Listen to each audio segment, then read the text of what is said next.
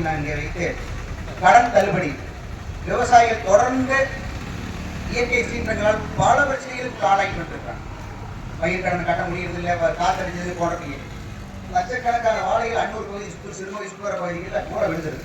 நம்ம பகுதிகளில் ஒரு 1000 வாழை வச்சிருந்தா 200 வாழை 300 வாழை விழுந்துருது. எனவே அரசு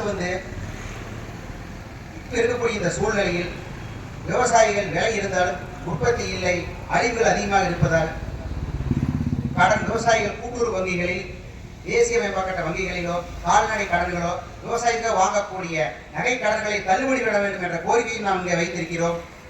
அதே போல இயற்கை விவசாயம் சொல்றாங்களோ தவிர அரசு இது பல குழுக்கள் வேண்டும். மணி என்ன கூட அருமையான முயற்சி எடுத்துக்க மணி என்ன கூட இயற்கை விவசாயம் இது பண்ணிட்டு இருக்கிறாங்க. இது மாதிரி அரசு செய்யணும். இல்லையா, அரசு செய்யக்கூடிய வேலையை ஒரு தனி மனிதர் அவர் செஞ்சுட்டு இருக்கிறாங்க. இது அரசு கையில் எடுத்து இயற்கை விவசாயிகளுக்கான பயிற்சிகளை அளிக்கணும். அதிகப்படியான எண்ணிக்கை அங்கொன்று இங்கொன்று கணக்குக்காக அளிக்கிறதா பயிற்சி அல்ல. ஒரு விவசாயி அவர் இயற்கை விவசாயம் பண்ணணும்னு நினைச்சீங்கன்னா அவங்க கையில் எடுத்து இயற்கை விவசாயம் பயிற்சி முடிஞ்சு அவர் விளைவிக்கிற வரைக்கும் அவருக்கு மாதாந்திர ஊக்கத்தொகை வழங்கி அவருக்கு அந்த சர்டிபிகேட் வழங்கி அவர் இயற்கை விவசாயம் மாற்றி கொடுக்க வேண்டிய பொறுப்பு அரசிடம் இருக்கிறது. மணிப்பூர் போன்ற மற்ற மாநிலங்களுக்கு முன்னோடியாக மிக இயற்கை விவசாயம் சிறப்பாக செயல்பட்டு வராங்க. எனவே இது அரசு தான் இது செய்யணுமோ தவிர தனி மனிதனால் இது 100% செய்து முடிக்கவே முடியாது. எப்படி நம்ம கிட்ட கொண்டு வந்து ரசாயன உரங்களை கையில் திணிச்சு இது செய்யணும் பார்த்தீங்களா, அதே மாதிரி இந்த இயற்கை விவசாயிகளை அரசு நம்மளோட செய்ய வேண்டும் என்பதை சொல்லி நாம் தொடர்ந்து பல காலங்களில் போராடிக்கிறது ஒன்றே ஒன்று, உற்பத்திக்கு ஏற்ற விலை MSP. அதை டாக்டர் MS சுவாமிநாதனோட பரிந்துரைப்படி உற்பத்தி போக 5% லாபத்தை வைத்து வழங்க வேண்டும் என்ற அந்த கோரிக்கை இங்கே வைத்து நம்மளுக்காக இந்த உழவர் இனத்திற்காக தனது குடும்பத்தை விட்டு நேரடியாக விவசாயிகளோடு இருந்து பல உரிமைகளை பெற்று பல போராட்டங்கள் நடத்தியவர் ஐயா NS பழனிசாமி அவர், முன்னாள் சட்டமன்ற உறுப்பினர், பேராசிரியர். அவருக்கு நம்ம அமைப்புள்ளே விவசாயம் செய்யக்கூடிய இந்த பகுதியில் அத்தனை பேரும் செய்யும் ஒரு கோரிக்கை என்னன்னா, கன்சாமி ஒரு நினைவு தூக்கி அவருடைய மணிமண்டபம் நினைவு தூக்கி வைத்து அவருடைய நினைவு நாளை அரசு விழாவாக மாற்ற வேண்டும். ஏன் கேட்டீங்கன்னா, நம்மளுடைய பொருளாதார முன்னேற்றத்துக்காகவும் நம்மளுடைய உரிமைக்காகவும் தான் போராடி மறைந்தார். அவருக்காக எதுவுமே செய்யல. நாம் எப்படி நாராயணசாமி நாயுடுக்கு மணிமண்டபம் வேண்டும் முதல் கோரிக்கை நம்ம NSK அவர்கள் தான் வைத்தாரு, அதை பெற்று தந்தார். அவருக்காக இந்த கோரிக்கை நாம் வைக்கிறோம், இதை பெற்று தருவோம் என்பதையும் நீங்கள் எல்லாம் உறுதுணையாக இருக்க வேண்டும் என்பதை சொல்லி, அதே போல எங்கேயுமே இந்த நாட்டிலேயே சுங்கம் இல்லாத ஒரு மிகச் சிறப்பான ஒரு சந்தையை, திருப்பூர் தெற்கு சந்தையை உருவாக்கி விவசாயிகளை விற்கிறதுக்கு இல்லாமல் போராட்டம் நடத்தி உள்ள இறங்கி வித்து காமிச்சு இன்னைக்கு வரைக்கும் செயல்பட்டு இருக்குது.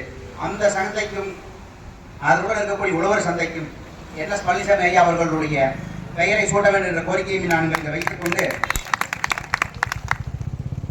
நம்மளுடைய மாநில தலைவர் திரு AK சண்முகம் ஐயா பார்த்தீங்கன்னா ஆரம்பித்து இன்னைக்கு 74 நாள் முடிஞ்சது. 100 நாள் 100 ரேஷன் கடை போட்டிருக்கேன். எத்தனை பேருக்கு தெரியும் தெரியலீங்க. அதுக்கு கீழே தேங்காய் விலை 8 ரூபா 6 ரூபா 7 ரூபா. இன்னைக்கு அந்த தேங்காய் விலை எவ்வளோ? 38 ரூபா 40 ரூபா. போராட்டத்தை ஆரம்பிக்கும் போது இன்னைக்கு முடிச்சு நோட்டீஸ் கொடுக்க போகிறோம். அத்தனை பேர் நம்ம சொல்லிட்டு இருக்கிறாங்க. ஆனால் தேங்காய் பெரிய சாதனை. இன்னும் இந்த சாதனை முடிய 26 நாட்கள் இருக்கிறது.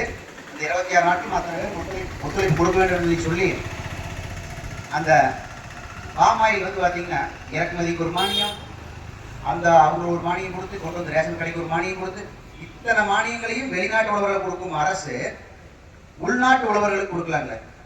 உள்நாட்டு உற்பத்தியில் எண்ணெய் திறன் நுகர்வு திறன் 50% வெளிநாட்டிலிருந்து இறக்குமதி பண்ணிட்டு இருக்கிறோம். இதே 1990களில் வெறும் 2-3% இருந்த அந்த இறக்குமதி இன்னைக்கு 50%. ஆக 50% எண்ணெய் வித்துக்களை உற்பத்தி செய்யக்கூடிய உழவர்கள் இந்த வேளாண்மையை விட்டு வெளியேறி இருக்கிறார்கள், அல்லது மக்கள் பெருக்கத்தில் அவர்கள் கொடுக்கவில்லை. அப்போ இங்கே விவசாயிகளுக்கு நம்ம விலையிலேயே இருக்கிறோம், இங்கே இறக்குமதி பண்ணிட்டு இருக்கிறாங்க.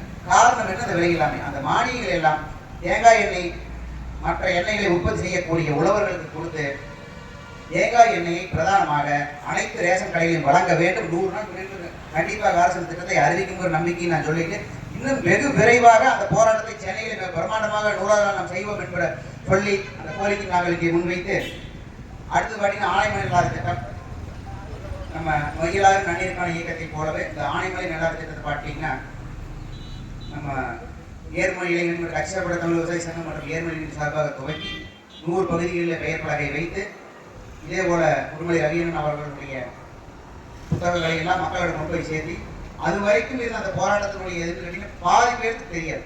ஆனால் அந்த புத்தகத்துக்கு வந்தது பிறகுதான் இது எப்படி தண்ணி வருது, எங்கிருந்து வருது, ஏன் வந்தது, எப்படி வருது, நம்ம ஏன் கேட்கணும், எந்தெந்த பகுதிக்கு போகுதுங்கிற அந்த உரிமையை அந்த போராட்டமும் அந்த இயக்கமும் பெற்றுக் கொடுத்திருக்கிறது. எனவே இந்த கோரிக்கைகளை வலியுறுத்தி நாம் இந்த கூட்டத்தை சிறப்பாக நடத்தி கொண்டிருக்கக்கூடிய ஏற்பாடு செய்த அத்தனை பேருக்கும் வணக்கத்தை சொல்லி விடைபெறுகிறேன். நன்றி, வணக்கம்.